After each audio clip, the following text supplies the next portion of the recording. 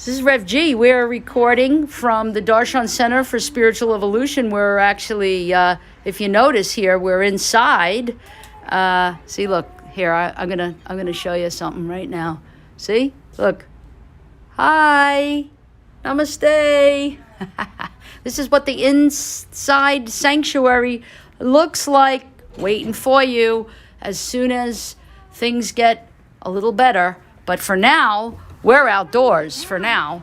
And for now, we've got our Darshanapalooza happening. And there's Dave. Dave is going to make sure that we're good to go. Make sure we press stop when it's appropriate. I hit start already, so yes, let's see. It's definitely going. It's definitely going. Yeah. All right. Durga Devi. Yay. All right. We're so glad that everybody is here. The people that are here that make an effort. We love you for that. We love you for that. How many of you read Rev Max's Guardian Corner? Anybody? Oh. Thanks, Durga. Was it today? Thank you, Durga. Thanks, girl. We might have to read it later during the announcements. But basically what he's saying is that we need you. We need you to come home. We need you to come back. Come back to Darshan. Looks like Sister Fran is also coming in right now. How awesome. She made it. Yeah, great. All right, all right.